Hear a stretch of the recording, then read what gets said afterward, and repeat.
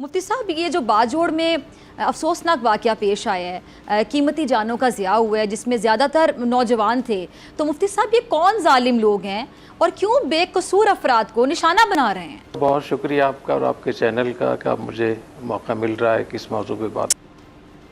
حقیقت یہ کہ جو باجوڑ کا انتہائی سفاکانہ اور وحشیانہ کارروائی تھی، اور اس میں خاص طور پہ 23 بچے اس میں شہید ہوئے ہیں جن کی عمریں 18 سال سے کم تھیں. باقی اس میں علماء تھے، طلباء تھے، عام کارکن تھے، اور یہ سارے جمعیت علماء اسلام سے تعلق تھا. تو ایسے لوگوں کو حملہ کرنا اور خون بہانا، یہ تو اتنی زیادہ یہ افسوسناک ہے کہ اس پہ الفاظ نہیں ہے میرے پاس کہ میں اس بارے میں کچھ عرض کر سکوں. یہ کون لوگ ہیں جو آپ نے سوال کیا ڈاکٹر صاحب اس میں، تو میں یہ سمجھتا ہوں کہ یہ وہی لوگ ہیں جن کے بارے میں نبی کریم صلی اللہ علیہ وسلم نے احادیث میں بہت تفصیل سے بتایا ہے، اور یہ واحد فرقہ ہے گمراہی کا جن کے بارے میں نبی کریم صلی اللہ علیہ وسلم نے ان کے عقائد کے بارے میں بتایا ہے اور ان کی علامتیں بتائی ہیں کہ یہ خوارج، ان کو خوارج کہتے ہیں ہمارے قرآن حدیث کی اصطلاح میں. اور یہ وہ لوگ ہیں جو مسلمانوں کی تکفیر کرتے ہیں، اور مسلمانوں کی جو ریاستیں ہوتی ہیں، ان کا جو اجتماعی نظم ہوتا ہے، ان کو غیر شرعی کہہ کر ان سے قتل و قتال اور جنگ کرتے ہیں. انہی لوگوں نے حضرت علی رضی اللہ تعالیٰ عنہ کو شہید کیا تھا. تو جن لوگوں کے ہاتھ جو ہے حضرت علی کے خون سے آلودہ ہیں، تو وہ اگر باجوڑ میں کریں گے تو اس میں کوئی بہت زیادہ تعجب نہیں ہونا چاہیے. حدیث شریف بھی آتا ہے، بخاری شریف اور مسلم شریف کی روایت میں ہے، یقتلون اہل الاسلام ویدعون اہل الاوثان، کہ مسلمانوں کو یہ قتل کریں گے اور اہل شرک کو، مشرکین کو چھوڑیں گے. مسلمانوں کو یہ کافر قرار دیں گے اور ان کو مرتد قرار دے کر ان سے قتال کریں گے، ان کی جان اور مال کو مباح سمجھیں گے. تو اور یہی جو نظریہ ہے، کانسیپٹ ہے، اس نے پورے عالم اسلام کو اس وقت میں ایک بے سہارا کر دیا ہے. عراق میں، شام میں، لیبیا میں، الجزائر میں، یمن میں، صومالیہ میں، بہت سارے ملکوں میں اسی تصور نے کہ یہ لوگ مرتد ہیں. جتنی بھی اسلامی ریاستیں ہیں مسلمانوں کی، اس کو نہیں مانتے یہ لوگ اور وہ ان کو کافر قرار دیتے ہیں. تو میں سمجھتا ہوں یہ بہت بڑا ایک فتنہ ہے، اور اس فتنے کو ٹھیک کرنے کے لیے ضروری ہے کہ حکومت اور ریاستی ادارے اور علماء سب تینوں اکٹھے مل کر اس پہ کام کریں، پھر جا کر اس فتنے کو ختم کیا جا سکتا ہے. اور میں یہ بھی عرض کر دوں کہ حضور اکرم صلی اللہ علیہ وسلم نے جتنے بھی فتنوں کے بارے میں فرمایا ہے تو سب سے زیادہ اسی فتنے کے بارے میں نشاندہی کی ہے اور اتنا اس کو خطرناک قرار دیا ہے. 23 علامتیں حدیث میں اس کے ذکر آتی ہیں. اس کی وجہ یہ کہ یہ صرف شخصی نقصان نہیں ہوتا ان کی وجہ سے، بلکہ مسلمانوں کا جو اجتماعی نظم ہوتا ہے، جو معیشت ہوتی ہے، ریاست ہوتی ہے، مسلمانوں کی جان، مال اور عزت ہوتی ہے، اس کو نقصان ہوتا ہے. اس لیے اس بارے میں آگاہ ہونا بہت ضروری ہے. اور اس سلسلے میں کسی بھی غفلت سے کو کرنا، جیسے ہمارے ہاں آج کل عام طور پہ کہ کوئی واقعہ ہوتا ہے اس کو لے کر کچھ دن تک تو شور مچتا ہے، پھر وہ چیزیں رہ جاتی ہیں. میں سمجھتا ہوں بہت غلط رویہ ہے، اس پہ بہت ہمیں احساس ہونا چاہیے.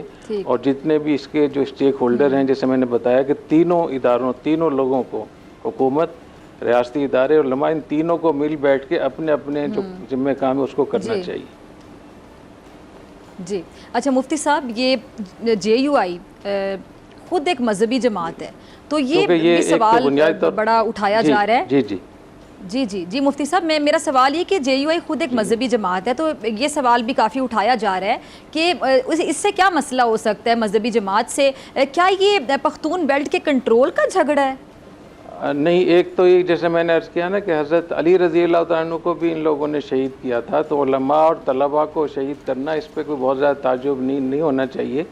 یہ الگ بات ہے کہ اس قسم کی جو جنگیں ہوتی ہیں اس میں بہت سارے اور ملکوں کے مفادات اور بیرونی اس میں مداخلت ہوتی ہے. وہ ایسے جذباتی لوگوں کیوں حدیث شریف میں آتا ہے کہ لوگ کم عمر ہوں گے، جذباتی ہوں گے اور ان کی عقل بھی کم ہوگی. تو جب عمر بھی کم ہو، جذباتیت بھی ہو اور عقل بھی کم ہو، تجربہ بھی کم ہو، پھر کسی ملک کے لیے کسی لیے استعمال ہونا ان کے لیے بہت آسان ہے. اور یہی وجہ ہے کہ جتنے بھی اسلام دشمن یا جو ہماری پاکستان کے اسلامی ممالک کے دشمن لوگ ہیں، یا ملک ہیں، انہوں نے ہر جگہ ان کو استعمال کیا ہے، اور آج مسلمانوں کا خون ہر جگہ بہہ رہا ہے جن ملکوں کا میں نے نام لیا، لیکن کہیں بھی اسلام کو یا مسلمانوں کو فائدہ نہیں ہوا۔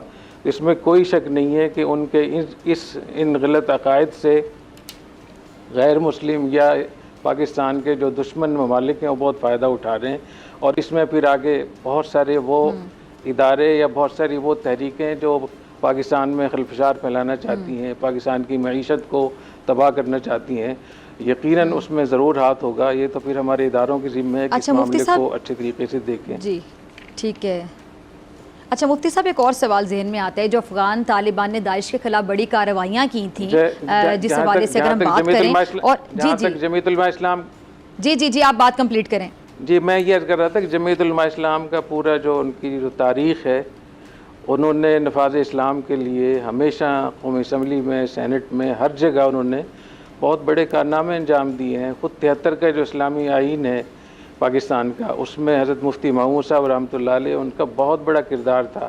پھر 1974 میں جو ایک تحریک چلی تھی جس کے نتیجے میں قانون سازی ہوئی، اس میں بھی ان کا بہت بڑا کردار تھا۔ اور جب بھی کوئی ایسی غلط چیز اٹھتی ہے تو اسمبلی میں، سینٹ میں جمعیت علماء اسلام کے لوگ ہی اس پہ بات چیت کرتے ہیں۔ تو ایسے لوگوں پر اس پہ حملہ کرنا، کارکنوں پہ، طلباء پہ، بچوں پہ، علماء پہ، میرے خیال میں اس سے سمجھ جانا چاہیے کہ یہ کون لوگ۔ اچھا مفتی صاحب، اب ایسے وقت میں، بلکہ میں اگر کہوں کہ کڑے وقت میں، یہ کڑا وقت ہے، مشکل وقت ہے، تو مسلمانوں پر اب کیا ذمہ داری عائد ہوتی ہے؟ مسلمانوں کو کیا کرنا چاہیے؟ مسلمانوں کے کرنے کے لیے کیا کام ہو؟ آپ اس پلیٹ فارم سے اگر آگاہی دینا چاہیں تمام لوگوں کو۔